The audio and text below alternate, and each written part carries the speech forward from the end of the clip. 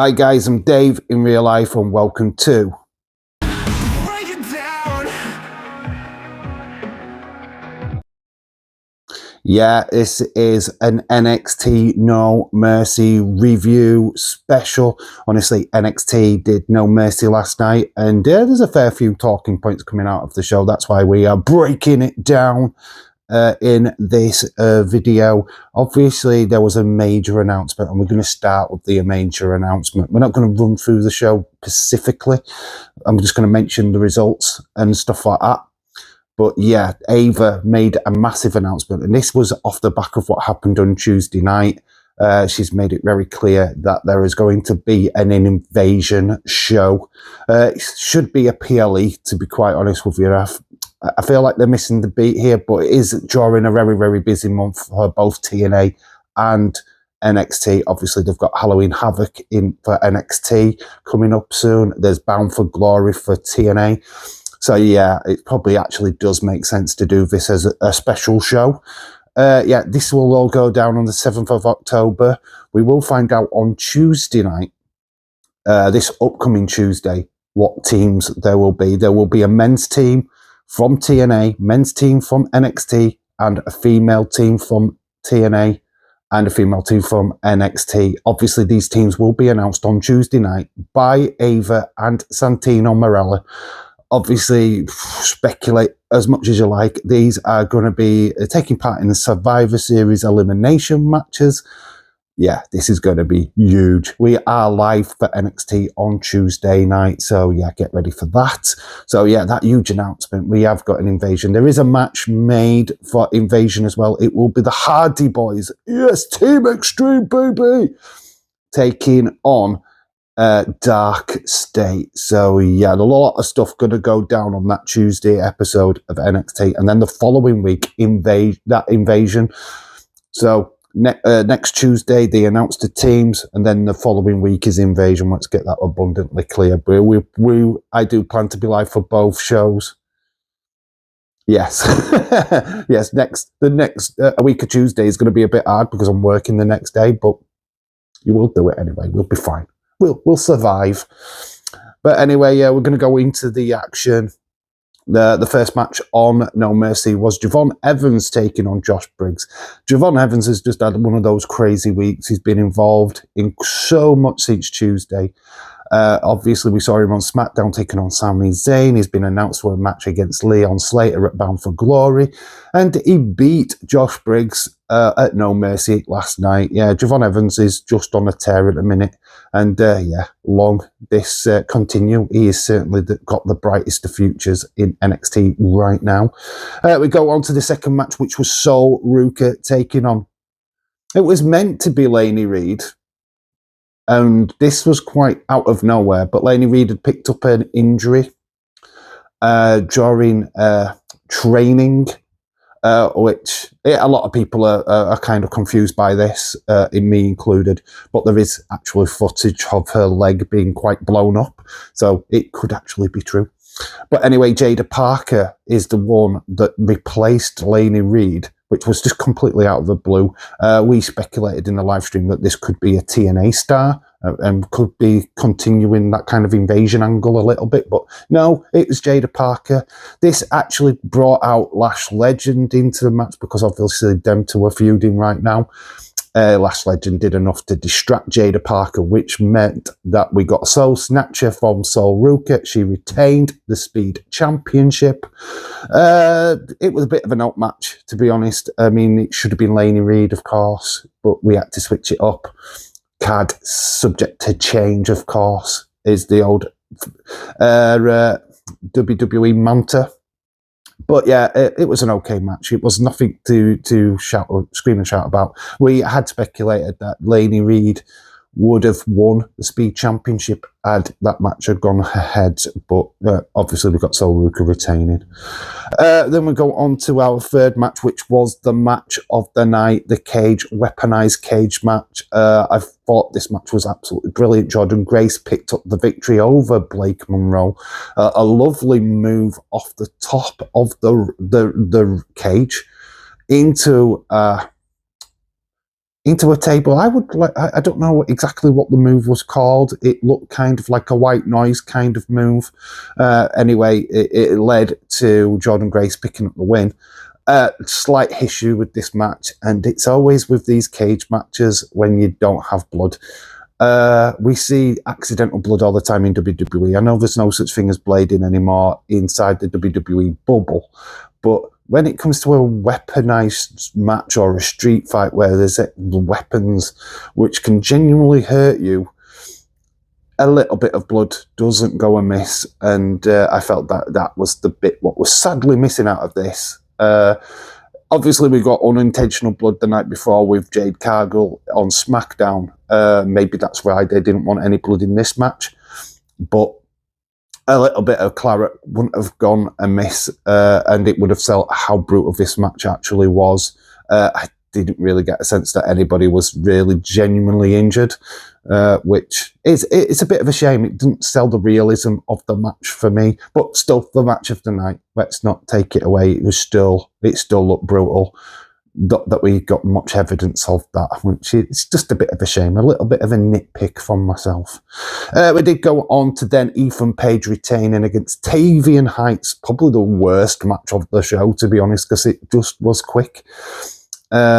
There wasn't much to it. Ethan Page retaining, pretty simple. There was a little bit where I thought Tavian Heights might have had a chance, but it soon faded away. Probably the only thing really to take home from that match is right at the very end, we've got a surprise link up with Dr. Wagner Jr., the Latino champion from AAA. Looks like there is a collision course between him and Ethan Page. And yes, this was Dr. Wagner Jr. this time. You could tell because of the Mexican accent. Obviously, Tavian Heights pretended to be him on Tuesday night. This was actually the real one. I believe we could have been hoodwinked again, guys. It could be anyone. Yeah, that could have been anyone. That could have been Shawn Michaels in a Dr. Wagner mask.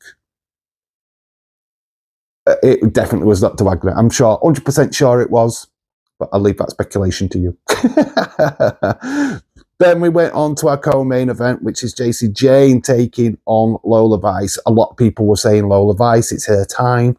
She's going to be champion. And it looked like she was going to be. She had her family in the audience, her dad. Somebody said her dad looked like Larry Paffo. Genius, absolute genius. I don't know who made that comment, but shout outs to you. But yeah, the match did, and I mean, we had Fallon Henley in the corner of Jacy Jayne, which obviously Fatal Influence is down by a member through Yasmin Nix not re-signing her contract. So we are down a member at the minute. She got hightailed out of there by the referee. And Jacy Jayne pretty much was on her own, and it just looked like, Lola Vice was going to get the job done. She was hitting the chokeholds, the arm bars, it looked like Jacy Jayne was going to tap out. But then, out of nowhere, a black hooded character, I mean, God, this could have been Jay or Jimmy Uso, because we've seen that from the bloodline before. But I don't know who this was. She came running out of the crowd. She attacked with a big running knee. Maybe that's a clue. But a big running knee takes down Lola Vice. My initial thoughts, especially going into the PLE, was that it was going to be Lainey Reed, what was going to join Fatal Influence. There is footage now of Lainey Reed's leg being quite huge, blown up. So don't know if it could have been her still. I wouldn't be surprised if it isn't her. But it's free to speculate. It could be anybody what's attacked Lola Vice. Whoever it is going to be a new member of Fatal Influence.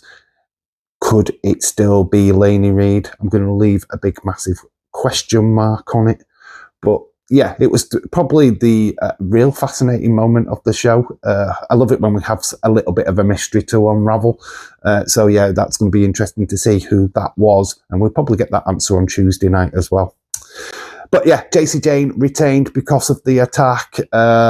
This kind of did feel kind of a low point. Jacy Jayne, not everyone's favourite champion at the moment. She seems to be really sticking it to the fans right now, which I kind of like, I do like Jacy, Jayne, to be fair. We had a nip slip. I haven't got the footage of the nip slip, but there is a nip slip. Go check it out online. That's all I'm going to say. I can't give you that footage in this video, unfortunately, but you can find it on X. Just saying. Go check it out. Anyway, we went to the night's main event, and new NXT champion Ricky Saints. The revolution starts now, and it will be televised. Absolute Ricky Saints gets the win. Not a shock whatsoever. I think a lot of people had called this before the show started that Ricky Saints was going to win. The bookies had him as the favourite. Yeah, he pinned Obafemi. Bit of a underwhelming match, I've got to admit. It wasn't as dramatic as it could have been. I mean, we'd had a lot on this show.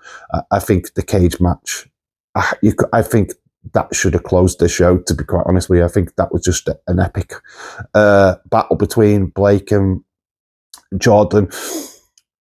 I think this felt a little bit insignificant towards that. But yeah, Ricky Saints is now your new NXT champion. It's not going to take that away from Ricky Saints. This is absolutely huge. His first big major championship of his career. Is finally a world champion. Well, NXT champion. He's champion of the promotion. He's been North American champion, so he has had single success, and he's had the minor belts in other promotions. But this is the big one. This is the biggest title he has held, and yeah. Get ready for the absolute era of NXT. It's going to be revolutionary, and it will be televised. So yeah, honestly, I did give this show an 8 out of 10. It was a 7.5 before the main event. Obviously, we've got a title change, a huge title change. I don't know what this will mean for Obafemi going forward. A lot of people speculating that he's going to be on that short list for a main roster appearance. We talked about it in the live stream last night that maybe they wait until the Royal Rumble to introduce into the main roster. I mean, I think has he been in part of the Royal Rumble before? That is something that I don't recollect. He could have been. But anyway, we're going to... I don't know if we wait for then or we just get him shoehorned into either Raw or SmackDown. I think SmackDown is the place where I would put Obafemi. Imagine him and Jacob Fatu having a feud. Sign me up for that. Or at least Obafemi taking on the family tree against Solo or Talatonga would be absolutely awesome. So yeah, there's a lot of things, moving parts going forward. We did see just a little bit to finish off the video. We did see TNA stars throughout the show posting on social media. Pretty much looks like they're going to be at the PC on Tuesday night. So Mike Santana, Mustafa Ali, and I think Frankie Kazarian. All posted throughout the show. I think there was a video from Moose as well. So yeah, it looks like TNA will be in attendance on Tuesday night. So make sure that you're live with me for NXT on Tuesday. And make sure that you like this video. Comment what you thought was good about No Mercy in that comment section below. And yeah, subscribe for more content from your boy Dave in real life. So that is it. That is, we have just broke down NXT No Mercy, and we look to an interesting week of NXT wrestling. Live watch-alongs this week. We've still got the retro watch-along on Sunday night. If you're watching this on Sunday, please come and join me for the retro watch-along. We're doing 2003 Survivor Series, so come and join us for that. And then Tuesday, we are back with NXT. And then we've got a bit of a footy special on Wednesday as Barcelona take on PSG. So make sure that you join the channel and obviously subscribe. Hit that notification bell. And this ending is very long-winded. I do apologise. I've been Dave in real life. You guys have been awesome. Until the next time, bye for now.